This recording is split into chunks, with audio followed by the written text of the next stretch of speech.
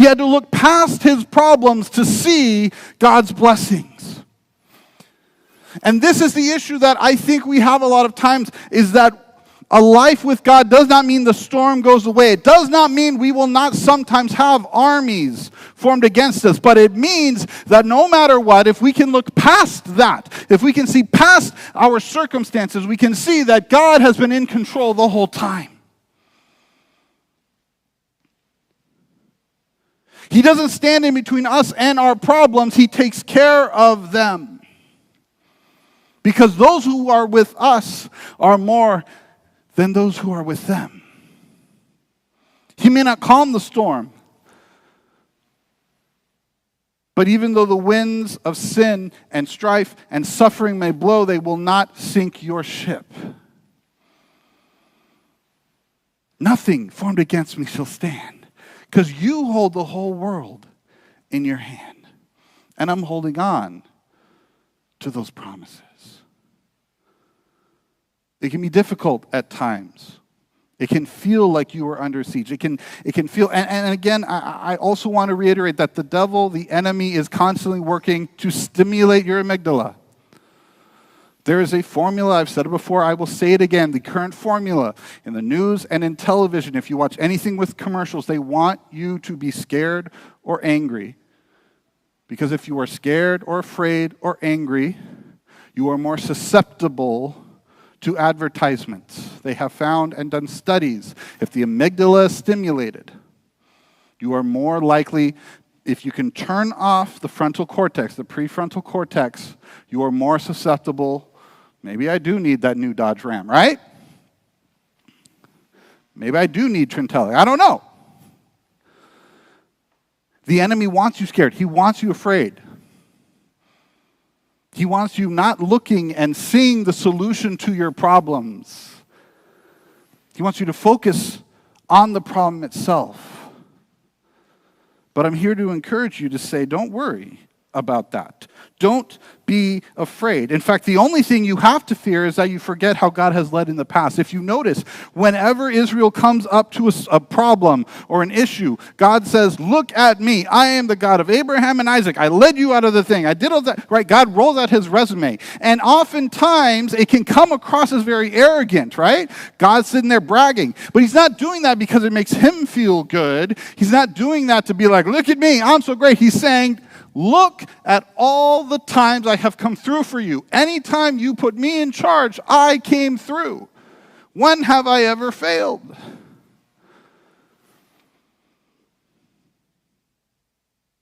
There's a beautiful moment when Mary comes to Jesus and her brother has died.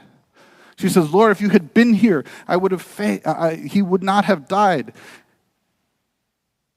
And Jesus goes, Mary, am I the Messiah, yes or no? It's a harsh way of answering, right? It's probably not one that we would have enjoyed, but that's what you needed to hear. Now, he responds differently. Martha.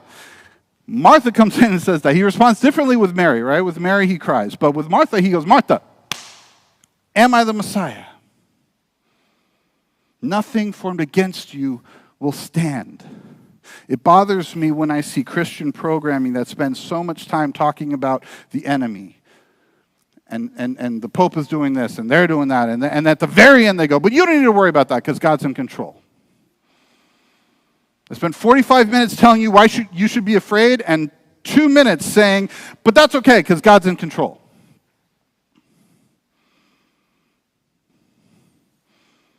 And I'm here to tell you, do not be afraid because our Father is a mighty fortress. I'm telling you to look past your current circumstances to see the solution that is out there. Why is that important? I want you to walk away with two things today. The first one is that you do not need to be afraid. Do not be afraid. That's the first thing. You don't need to be afraid. The solution is there. But why is it important to not be afraid? Because we have a job to do. When we have a besieged mentality, we get on the defensive. And we're worried about, are there any cracks in my armor? Do I have enough to survive this siege? And we begin accumulating things so that we can survive the siege that the enemy has on us. But that's not what we're supposed to be doing. Dare I say, that is not biblical. It might make sense, it might be logical, but it's not what God has told us to do. I want to bring you to Matthew 16. Matthew 16, Jesus has been asked for a sign by the Pharisees, and he goes, no more signs. I'm not showing you guys anything because you just want more. How can I believe unless I see? Give me more bread, right? Give me more stuff. Then I'll believe you. Then I'll follow you. Then I'll believe, Lord, that you are faithful. But you got to come through for me again and again. Maybe make this lotto ticket, right? I'm going to buy a bunch of stocks in the... Come through for me again. And he says, I'm done. You worthless and faithless generation. Then he takes his disciples and they go out to Caesarea Philippi. Now, Caesarea Philippi is interesting because there is a rock there, and I've actually been there. It's incredible. You have this giant stone wall. And in it are carved these niches. They have a special word for it, but it's just basically like a little niche. You know, you've seen them before where usually you put like a vase or like a nice little lamp or something, except these were built for idols. And they would put their various idols in this niche, and then people could come to one location, right? It was a one-stop shop. It was a 7-Eleven for worship, right? You could pray to this God, or this God, or this God, or this God over here. And the priests of these gods would be there. You can make a sacrifice. You could, right? Very convenient. And standing in front of that rock, Jesus turns to his disciples and says, who do the people say I am? Keeping in mind, they had just asked him for another sign. Give us another sign. Give us another sign. And they say, well, some people say that you are John the Baptist, a preacher who's here to bring us back to God. A beautiful message, a beautiful person. Jesus says, no one born of a woman is higher than John the Baptist. So that's quite a compliment. Some say you are Elijah. Again, another powerful preacher who brought the people of Israel out of their sin and to God. A powerful figure. Some say you are Jeremiah, someone who led those people in times of exile and gave them encouragement and wept for them. Again, another powerful figure. Or another prophet. And then Jesus asked the pertinent question, who do you say that I am? And for all the grief we give Peter, every once in a while, he really gets it. He stands up and he goes, you are the Christ, the Son of the living God. Looking out at this wall of dead things, of people prostrating themselves, probably crying, begging for the God to bless them and give them something. Please let my husband's legs work again. Please take this disease away. Please make sure the rain falls down. Looking at this wall of dead things, he goes, you are the Christ, the Son of the living God. And Jesus says to him, well done. This was revealed to you by Spirit, not by any human thing. Now, it's important for us to understand what this means, because the next thing Jesus says is important. What Peter was saying was, you are the Messiah. There were lots of Messiahs. The word Messiah just means anointed one, special one, someone who has been chosen for something important. That's what the word means. There were lots of Messiahs. Jeremiah was a Messiah. He was anointed for the ministry. Didn't want it, ran away, but he says there was a fire in my bones. Elijah was a Messiah. John the Baptist was a Messiah. They were anointed for a special purpose. But there is one Christ. He says, you are the Messiah. You're the one all these others have been pointing to. Because unlike all of these, you are the Son of the living God. A God who is alive. A God who has been faithful. A God that we don't need to beg and plead to solve our problems. You are the Son of the living God. And Jesus says, you are a little pebble, Petros, little stone. But from that little stone came a beautiful message of faith. And he goes, on the rock of your faith, I will build my church. On this rock, not that rock. Not this big wall, giant wall, 25 feet high. Not that, but on the tiny little faith you have. That's what I'm going to build my church on. And the gates of Hades will not overcome it. Now, typically we don't associate these two stories together, but it's important because I want you to understand the mentality that God wants us to have. Jesus uses siege mentality. Now, we don't have a lot of sieges these days, but in ancient times, in medieval times, and even before that, when you would besiege a city, you would camp your army around it, and you had one of two options. You could either starve them out, which oftentimes had a lot of problems. It was easy to do, to just wait them out. It was very simple and easy to do. You just stand there, you make sure no food gets in, and you make sure no one gets out. That's all you got to do. That's all you got to do. Problem is, if you've ever been camping before, and camping with a large group, it gets very unsanitary very quickly. And if you can imagine an army of thousands staying in one small area for a very long time, you get diseases, you potentially run out of food, and it's very expensive. The other option you had is you could assault the city. You could assault the gates. And whether or not you would succeed depended on how much damage you could do to the gate of the city. This is where we would get cannons or catapults or trebuchets, these siege engines, because they would throw rocks. Oftentimes we think, or we perhaps if you don't know, you would think they're launching rocks into the city. No, they would specifically be attacking the walls, because that's all you need. You don't want to destroy the things inside the city, because you're here to get those things. You want to take the wall down. And so you would assault the gates. And this is the issue. That if the gate was stronger than you weren't getting in. And sometimes you could send 1, 2, 3, multiple assaults. And every time it tended to be very costly in lives. Very personally painful. But the message, the wording that Jesus uses here is he says, the gates of Hades will not stand against it. Now, when I was growing up, it tended to be that, the devil, the enemy, they will not overcome you. But here's the thing. He's talking about assaulting the city. Now, recently, just last week, a big movie came out talking about an ancient story, the Odyssey. If you've seen it, there's a very famous scene where he uses this horse, this wooden horse, to get into the city of Troy. And they opened the gates. That was the whole thing. It wasn't to take the city. It was just to open the gates for the rest of the army. And they had to trick, because the gates were too powerful. The walls were too powerful. They had to use a trick. And it's very interesting how Christopher Nolan designs the movie, because that trickery,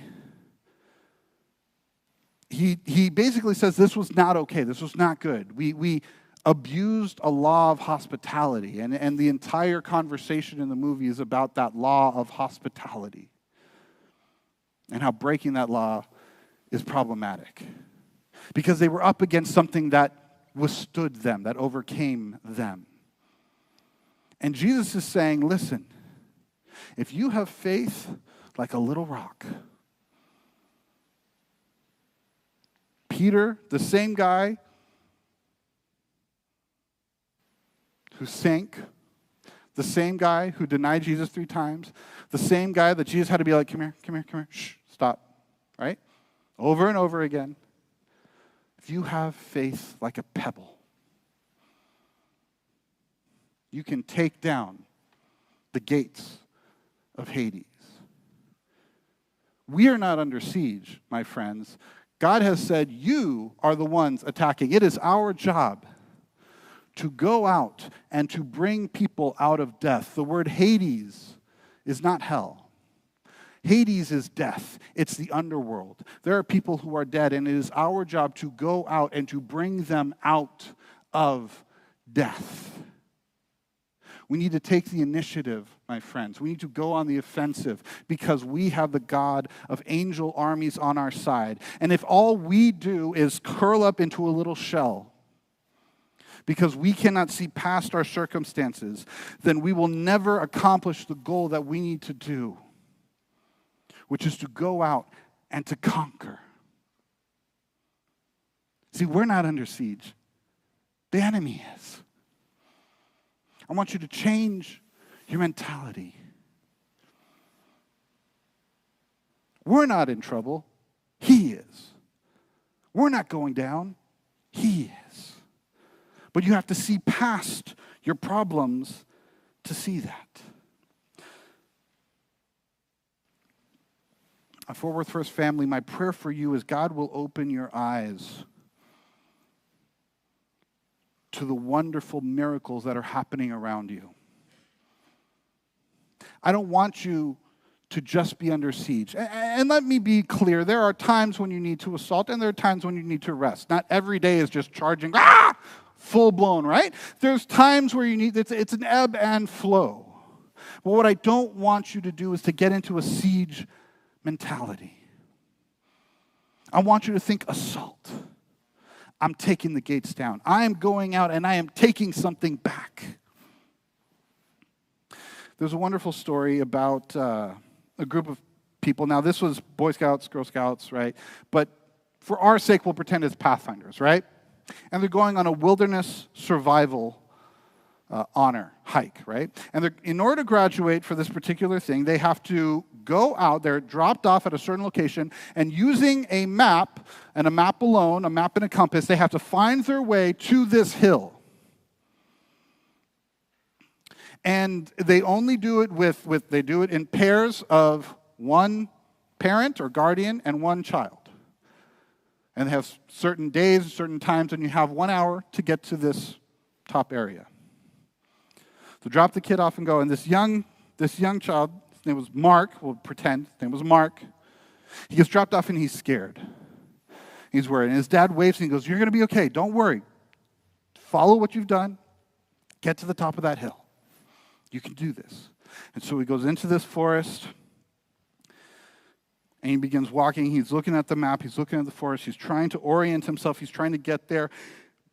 But the problem is, if you've ever been out in the forest and if you've ever started to get that little bit of panic, you know that everything starts to look the same and then it starts to speed up in your mind. And so he began to have a panic. He began to worry. He began to freak out. And he heard, "Don't worry. You're okay. Do what you've been trained. You'll make it to the top."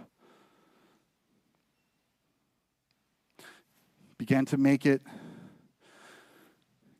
Got scared again, panicked again, thought he was completely lost, had no idea where he was. He forgot to mark certain things, and he just sat down and began to cry. He thought, "I'm not going to make it. I'm scared." He's hearing noises. He can see the sun start to go lower and lower. He's panicking. And he hears a voice saying, "You can do it. You're okay. Follow your training. Get to the top of the hill."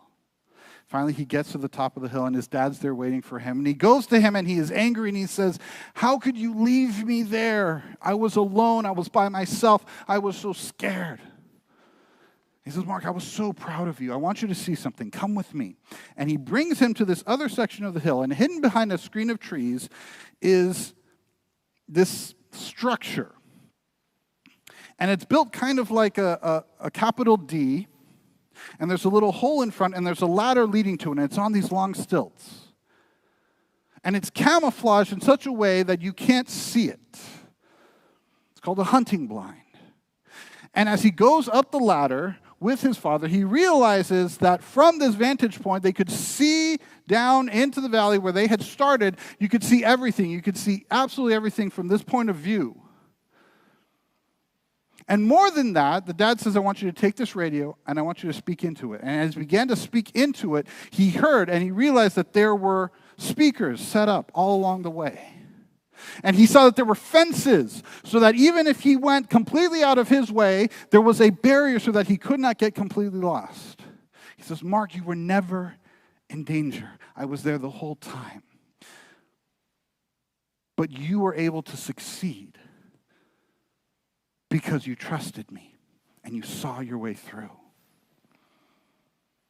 My friends, wherever you are in your journey with God right now, I know you must feel like you are under attack. Do not get into a siege mentality. Don't crawl into a shell. Don't lose the benefits and the blessings of going out and assaulting. We are here to take the city. We are here to assault the gates, to bring those who are dead and bring them back to life. My prayer for you is that God will open your eyes, that you will see that those who are with us are more than those who are with them. So that you will sing today, tomorrow, and for the rest of your life, whom shall I fear? The God of angel armies is always by my side.